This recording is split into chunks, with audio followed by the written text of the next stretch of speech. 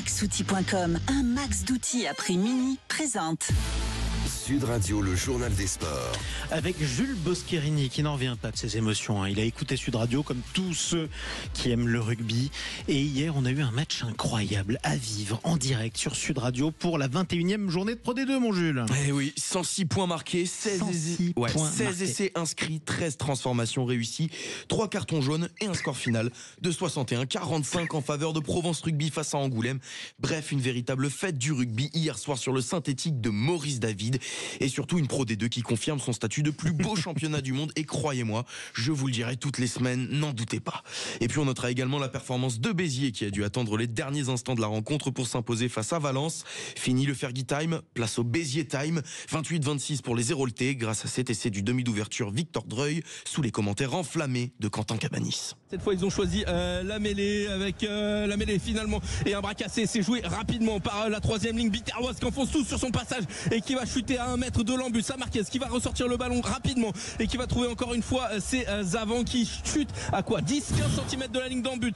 Pour l'instant il n'y a pas d'avantage en cours avec le ballon encore une fois dans les mains de la première ligne Biterroise. On va repasser par le sol avec peut-être le surnombre sur le côté droit et l'essai de la gagne pour cette équipe de l'ASBH. 4 minutes après la sirène, Béziers va s'imposer à domicile.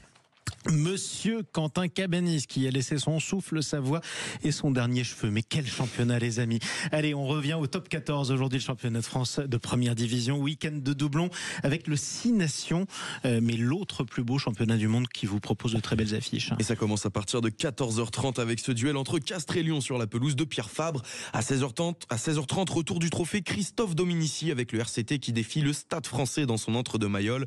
Un match redouté par l'entraîneur des Soldats Roses, Morgane Parra, mais pas un match perdu d'avance. Bien sûr, ce serait prétentieux de dire que l'on va gagner à Toulon, mais en tout cas de tout faire pour rivaliser et pourquoi pas, si on peut, créer quelque chose, même si on le sait, voilà, aujourd'hui ça va être très dur. Toulon est en pleine confiance, on se rappelle ce match, je pense, chez nous, perdu ou qui nous a mis dans le dur. En plus, aller à Mayol, c'est jamais facile, ça va être très dur, très compliqué. Mais pour nous, c'est aussi se rassurer sur des choses que l'on travaille depuis 2-3 semaines, que l'on a mis en place pour essayer de sortir de cette zone rouge. Et à partir de là, on verra ce qui se passera samedi à 16h30. Dans les autres matchs de 16h30, il y a aussi un alléchant et important Stade Rochelet Racing 92. Et puis à 21h05, duel du Sud-Ouest avec l'Aviron Bayonnais qui accueille le double champion de France en titre, le Stade Toulousain. Ce sera difficile. Beau match quand même à suivre sur Sud Radio. Allez, on passe aux 6 Nations, vous l'avez dit, c'est un week-end de doublons. 2 matchs aujourd'hui. Galles-Irlande à 15h15 au Principality Stadium de Cardiff et la Calcutta Cup à 17h45 entre l'Angleterre et l'Écosse dans le temple du rugby.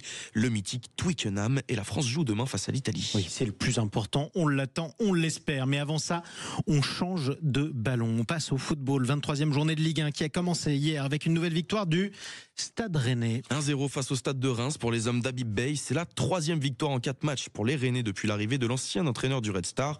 Suite de la 23e journée aujourd'hui avec 3 matchs dont ce choc entre Lille et Monaco à 17h. Marseille se déplace à Auxerre à 21h. Ouais, je vous signale qu'on a un supporter rémois dans ce studio qui a toujours pas digéré l'arbitrage de ce match. On passe au bras de fer maintenant entre DAZN, le diffuseur de la Ligue 1, et la Ligue de football professionnel. Ça a l'air technique, mais en fait, c'est dramatique en termes d'enjeux. Et surtout, ce bras de fer se poursuit et ça n'annonce rien de bon. Ouais, tout à fait, Jean-Marie. Et selon les informations de nos confrères de RMC Sport, DAZN demande à la LFP une indemnisation de 573 millions d'euros, 309 pour tromperie sur la marchandise et 264 millions pour manquement observé. Et les conséquences sportives et économiques liées à ce bras de fer pourraient être catastrophiques, comme nous l'explique Vincent Chaudel, le président de l'Observatoire du Sport Business. Aujourd'hui, rien ne peut se faire sans Canal, et Canal actuellement n'a plus nécessairement la marge de manœuvre pour financer comme elle finançait avant. Ça veut dire qu'en fait, on est en train d'acter que on n'est plus dans un Big Five qu'on a toujours fantasmé, mais qu'il y a bien un Big Four et qu'on est dans la catégorie des challengers. J'en veux pour preuve que, au rythme où ça va, il y aura plus de revenus liés à l'UEFA dans le football français que liés aux droits télé domestiques. Et ça, c'est la marque des petits championnats. Au moment où on se parle, on est à 310 millions d'euros qui nous viennent de l'UEFA. Et ça, c'est le cas des Pays-Bas quand des grands clubs vont assez loin. Vient finalement concentrer sur que les clubs qui vont en Coupe d'Europe, bien évidemment. Mais quand tu regardes l'économie globale de ton championnat, eh bien, t'as plus de droits télé qui viennent de l'UEFA que de ton championnat domestique. Et ça, c'est plutôt la marque des petits championnats. Et on arrive dedans. Et la France qui devient un petit championnat de football. C'est quand même dramatique. Vincent Chaudel, fondateur de l'Observatoire du sport business. Maintenant, on parle d'un club, d'un grand club, même s'il est dans les petites divisions. Il s'agit des Girondins de Bordeaux. Il pourrait être racheté par l'Allemand Oliver Kahn, l'ancien gardien de la Mannschaft. L'international allemand était hier à Bordeaux. Il a notamment rencontré le maire de la ville, Pierre Urmic, pour lui présenter son projet. Mais l'ancien portier du Bayern de Munich peut-il réellement sauver les Girondins de Bordeaux, toujours au bord du gouffre financier? Les précisions de Thomas Rano. Et oui, Oliver Kahn pourrait bien être la lumière au bout du tunnel pour le club bordelais qui, depuis plusieurs années, est au fond du trou. On peut le dire, ils sont en National 2. C'est la 4e division française de football. Mais hier, le quotidien L'Équipe a expliqué que des discussions étaient en cours entre le club et Oliver Kahn, qui est un ancien gardien de but allemand, une véritable légende. Il était donc hier à Bordeaux. Il a été reçu dans un premier temps par la présidente de la métropole, Christine Bost, puis a rencontré dans l'après-midi le maire Pierre Urmic pour présenter son projet de rachat des Girondins. Un projet que les deux interlocuteurs ont qualifié de sérieux. Plusieurs sujets ont été abordés, dont le rachat du Grand Stade de Bordeaux, qui appartient actuellement à un exploitant privé. Bref, un projet qui, s'il aboutissait, pourrait marquer le début d'une nouvelle dynamique pour les Girondins, mais qui est très loin d'être acquis.